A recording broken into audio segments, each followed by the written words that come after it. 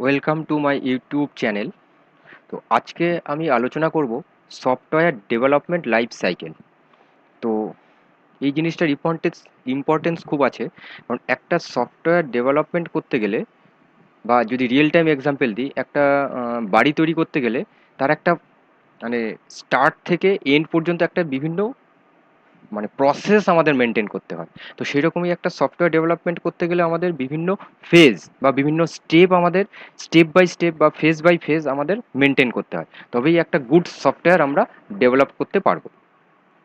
তো এখানেই বলতে গেলে যেটা বলা দরকার, এটা হচ্ছে, যদিও এটা থিওরিটিক্যাল, দেখতে মনে হচ্ছে থিওরি, কিন্তু এর খুব ইন্টারেস্টিং জিনিস আছে। কারণ এই থিওরিটা না জানলে আমরা যে কোনো ধরনের সফটওয়্যার গুড সফটওয়্যার আমরা তৈরি করতে পারবো না। বিভিন্ন যে স্টেপ বা বিভিন্ন ফেজ আমাদের ফলো করতেই হবে। তো প্রথমেই যেটা বলা দরকার যে একটা প্ল্যানিং, যে যে কোনো একটা সফটওয়্যার তৈরি করতে গেলে প্রথমে একটা প্ল্যানিং দরকার। সাপোজ সে একটা সফটওয়্যার, সে একটা কাস্টমার একটা সফটওয়্যার তৈরি করবে, সার্ভিস প্রোভাইডার যে সফটওয়্যার তৈরি করে দেবে, একটা কাস্টমার চাইছে যে এরকম একটা এই সফটওয়্যার একটা বানাবে, বা একটা এই রকম একটা সফটওয়্যার বানাবে, যেরকম সে কাস্টমার চায় সেরকম একটা সফটওয়্যার বানাবে, সফটওয়্যার বানিয়ে দেবে, তাকে বলছি আমরা সার্ভিস প্রোভাইডার। তো কাস্টমার বলছে যে আমি এই রকম, সে যদি রিয়েল টাইম এক্সাম্পল দিই, একটা বাড়ি বানাবো।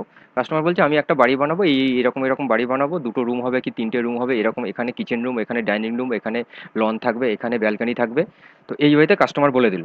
তো সেটা সার্ভিস প্রোভাইডারকে সে ডেকে সার্ভিস প্রোভাইডারকেও বললো, সার্ভিস প্রোভাইডার শুনলো, শোনার পর বললো ঠিক আছে এরকম এরকম হবে, হ্যাঁ করে দেবো। তো কাস্টমার বলে দিল যে আমার টোটাল এস্টিমেশন আমার 10,000, আমি 10,000-এর বেশি দেবো না এই সফটওয়্যারটা বানানোর জন্য, আর দরকার হচ্ছে আমার 1 মান্থের মধ্যে আমাকে ডেলিভারি দিতে হবে। তো কাস্টমারের রিকোয়ারমেন্ট হচ্ছে একটা সফটওয়্যার রেডি করবে, সফটওয়্যার তৈরি করে দিতে হবে কাস্টমারকে, তার বিনিময়ে সে আমাকে দেবে 10,000, বা সার্ভিস প্রোভাইডারকে 10,000 দেবে, আর উইদিন 1 মান্থ এই সফটওয়্যারটা ডেলিভারি দিতে হবে।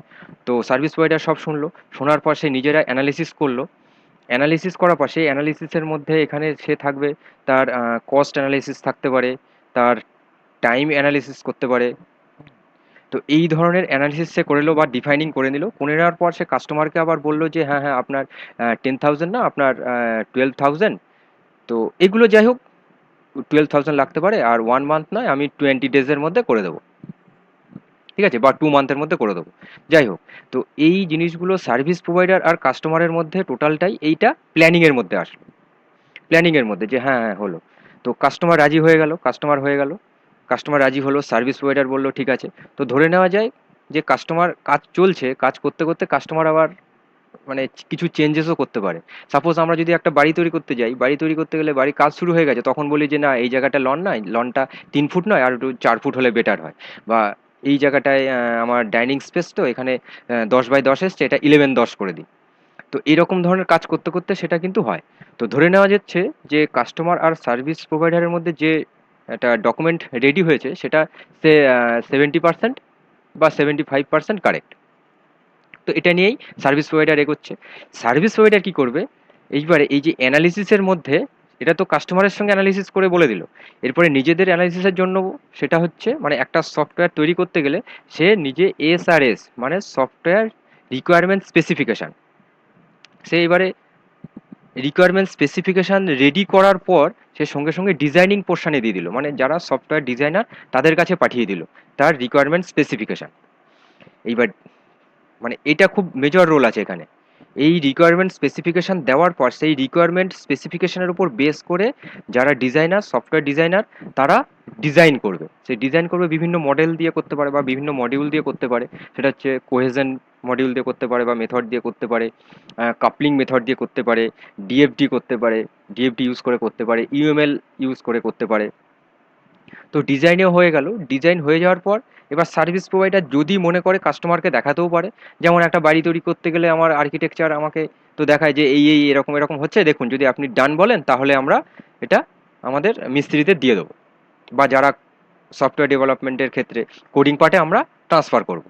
তো কাস্টমার যদি বলে যে হ্যাঁ হ্যাঁ ঠিক আছে ঠিক আছে, তাহলে সে ডিজাইন পোর্শন থেকে চলে আসলো সোজা ইমপ্লিমেন্টেশন বা কোডিং পারপাস। এখানে কাস্টমারের কোনো রোল নেই। এটা টোটালটাই যারা সফটওয়্যার ইমপ্লিমেন্টেশন করে বা যারা সফটওয়্যার কোডার বা যারা বাড়ি তৈরি করে, যদি এক্সাম্পল দেওয়া হয় রিয়েল টাইম, বাড়ি তৈরি করে মিস্ত্রিদের কাজ, এখানে কাস্টমারের কোনো কাজ নেই। তো কোডিংও হয়ে গেল।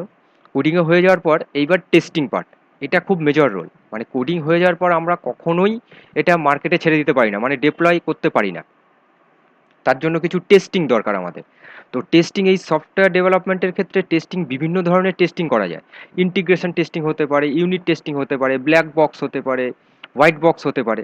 তো এই ধরনের টেস্টিং মেথড দিয়ে আমরা টেস্ট করলাম যে আমার যে সফটওয়্যারটা বা যে রেডি করছি সেটা সব কিছু ঠিকঠাক আছে কিনা, কোনো রান টাইমে কোনো এরর আছে কিনা। তো ঠিক আছে, আমার টেস্টিংও ডান। তো টেস্টিং হয়ে যাওয়ার পর সাথে সাথেই আমরা কাস্টমারকে ডেকে আমরা মার্কেটে ছেড়ে দিলাম, ডিপ্লয় করে দিলাম। তো ডিপ্লয় করার পর এবারে এখানে আসছে মেনটেনেন্স। তো এখানে ডিপ্লয় করার পর হয়তো হতেও পারে যে রান টাইমে কিছু এরর আছে, তার জন্য সার্ভিস প্রোভাইডার কিছু টেকনিক্যাল সাপোর্ট দেয়। সেটা 1 মান্থ হতে পারে, 3 মান্থ হতে পারে, বা 12 মান্থ হতে পারে। সেটা কাস্টমার আর সার্ভিস প্রোভাইডারের মধ্যে সেটা নেগোশিয়েট করে ওরা ঠিক করে নেয়। তো সেরকম মেনটেনেন্স তারা দিতে পারে।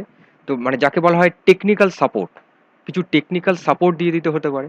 এইবারে কাজ চলছে, সেটা 1 বছর 2 বছর চলার পর এইবারে কাস্টমার যদি মনে করে যে হ্যাঁ আমার এই সফটওয়্যারের এই আমার মেজর কিছু চেঞ্জেস দরকার, তো হয়তো একটা এই টাইম স্প্যানে কোনো রকম চেঞ্জেস হলে সেটা হয়তো সার্ভিস প্রোভাইডার ফ্রিতে কিছু মেনটেন করে দিল বা মেনটেনেন্স করে দিল। কিন্তু তারপরে আফটার দ্য তাদের টাইম পিরিয়ড যদি কাস্টমার মনে করে কিছু চেঞ্জেস দরকার, তখন সে কিছু কস্ট সেটা চার্জ করতে পারে। এবার চার্জ না করলেও সেটা যদি মেজর কিছু চেঞ্জেস হয়, তখন আবার সার্ভিস প্রোভাইডার এবং কাস্টমারের মধ্যে তাদের আবার প্ল্যানিংয়ে বসে আবার অ্যানালিসিস করবে। মানে এই টোটালটা, মানে যেটা বলার বিষয় সেটা হচ্ছে এই টোটালটা একটা লাইফ সাইকেলের মধ্যে আমাদের কিন্তু মেনটেন করতে হচ্ছে। মানে একটা সফটওয়্যার ডেভেলপমেন্ট করতে গেলে মোরাললেস এই লাইফ সাইকেল আমরা মেনটেন করি। এছাড়াও আমাদের সফটওয়্যার ডেভেলপমেন্ট করতে গেলে আমাদের কিছু মডেলস আছে, যেমন waterfall model, spiral model, V shape model. তো এই ধরনের মডেলগুলো, প্রোটোটাইপ মডেল, এই ধরনের মডেলগুলো আমরা নেক্সট লেকচার থেকে আস্তে আস্তে পড়ব। তো যাই হোক, তো আমাদের একটা সফটওয়্যার ডেভেলপমেন্ট করতে গেলে আমাদের যে ফেজগুলো মেনটেন করতে হয়, যে প্রথমে planning, defining, designing, implementation, testing, deployment or maintenance, তো এই ফেজগুলো আমাকে মেনটেন করতেই হবে। করার পর যদি এটা ঠিকঠাকভাবে স্টেপ বাই স্টেপ করা যায় সিস্টেমেটিক ওয়েতে, তাহলে আমরা একটা গুড সফটওয়্যার ডেভেলপমেন্ট করতে পারবো। তো সেই জন্য এই সফটওয়্যার ডেভেলপমেন্ট লাইফ সাইকেলে এটা খুব মানে ইম্পর্টেন্ট রোল করে একটা সফটওয়্যার ডেভেলপমেন্ট করতে গেলে। ওকে, থ্যাংক ইউ।